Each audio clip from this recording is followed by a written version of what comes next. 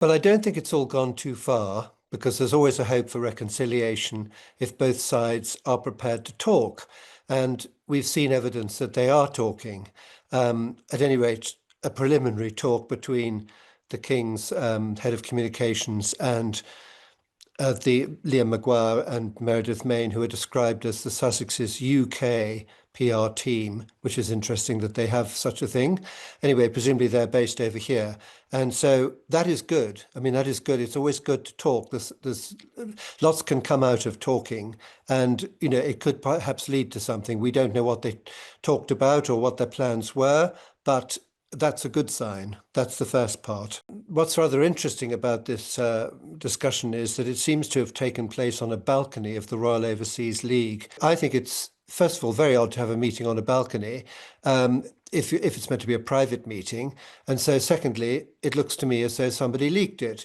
And the obvious people to do that would be the Sussex team. Having done that, of course, it's also absolutely in keeping that they would then deny having done so.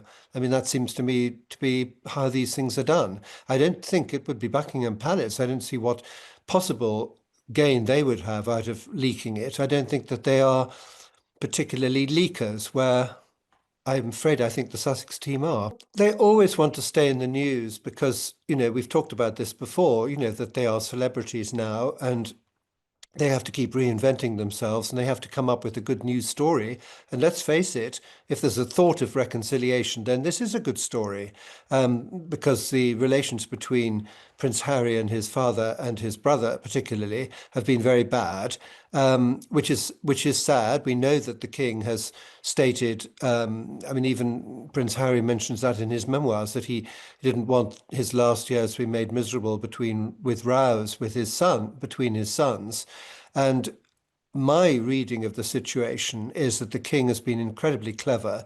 He has never responded to any of the barbs, of which there have been many, coming from Montecito in his direction. He has just kept absolutely quiet and left the door open for Prince Harry to come along one day and negotiate. And that would be a good thing if he could do that. I mean, I don't see Prince Harry returning to royal duties or anything like that, because I'm afraid if I was advising the King, it would just be a distraction, because every time he went anywhere, the focus would be, is he doing a good job? Is he enjoying himself? What's going on? It would all be focused on Prince Harry, because everything always is these days, and not on the much more important work of the King. And let's face it, the King has been through all this before with Diana. I mean, his complaints in the 80s were that if he was making a serious speech, that all the press were interested in was what she was wearing, or if she crossed her knees or made some sort of gesture or sign, or smiled or didn't smile or whatever. And that was very frustrating for him. So the last thing he needs, actually, is Prince Harry, let alone Meghan Markle, coming along and distracting things from the work that he's doing. That we do know that the palace said that Prince Harry could no longer be trusted, because anything that was said was likely to appear in the newspapers. And once again, may I tell you that the King, as Prince Charles, went through all that when he was negotiating with Diana, because whenever they had a discussion, the details appeared in the Daily Mail the following day. I mean, I've seen a letter from Prince Philip to Diana, which actually states that as a fact. And so, yes, that is a problem. There's a problem dealing with somebody who's very much in the media and wanting to go and give his version of the story at any time. The King isn't going to say that, but Prince Harry might. So what has sparked this particular meeting? I suspect that it would have been an initiative on the Sussex side, to see whether there was any way that the matter could be resolved, a step taken forward. We know that Prince Harry is going to come over next year for the Invictus Games. Would there be any royal involvement in that? Would they come along? Would they support him? Because that's a good cause. Who knows? But that's what I suspect would happen. But I have to be honest with you. I obviously don't know. I'm only just telling you what I think and what it looks like. The first step is obviously what you might call a personal reconciliation between the King and his son. And that, I would have thought, would be literally in everybody's interests, because it's very sad for a father not to be on good terms with his son. And if that is not resolved during the King's lifetime, Prince Harry will carry a very, very heavy burden through life, as indeed Meghan Markle will if she does not resolve with her own father, which is even less likely to happen, because that's really a really nasty situation. And you've got, therefore, the children who are going to grow up saying, "Why didn't I get to know my grandfathers on either side?" I mean, that's a big problem. So, as for William, it's much more difficult because the barbs sent in his direction from Prince Harry were very much directed towards Catherine, and that is very insulting. And I think William is likely to be more of an unforgiving person than his father. And if I think at the moment, if I was advising Prince Harry, I would say get onto good terms with your father as soon as possible.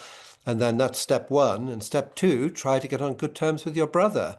I mean, everything is possible. We've seen these things happening before. I mean, look at the Duchess of York. I mean, she was, in terrible trouble back in 1992, with the John Bryan business and, her so-called financial advisor.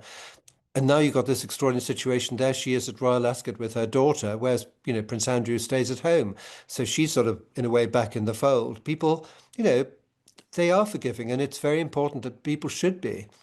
So, I welcome the preliminary discussions, and I hope perhaps that they lead somewhere. But I imagine there'll be a lot of caution on both sides, well, particularly on the side of the palace. I mean, everything in life comes down to conciliating, to meeting a point where both sides are happy to settle, and that is what a good negotiator will bring about if they possibly can. I mean, it's what should happen between, divorcing couples. Lawyers stir things up on either side and gets more and more difficult, more and more expensive. Eventually you have to come to a point where both sides are prepared to settle. And so an apology from Prince Harry, if he's up to it, would be a very good start. I've always thought that the security issue was something rather exaggerated, and I suspect, going back to what I was saying about lawyers, he was probably advised, go for the Home Office, attack everybody, you've got a very good case, you're being badly treated. No, I don't think so, because, for example, when he was over here for the Platinum Jubilee, or when he was over here for the Queen's funeral, he would, of course, have been protected within the larger security net, which was protecting all the British royal family and the other heads of state taking part. So, that seems to me nonsensical.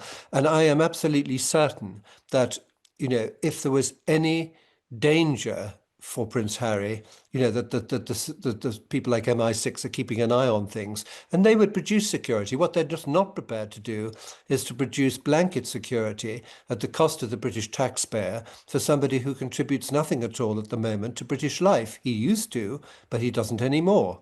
I mean, that seems to me totally logical. So if that is an issue, it's in a way a false one, but it's one that he'll have to, come to terms with and sort of look at in a more logical and reasonable way.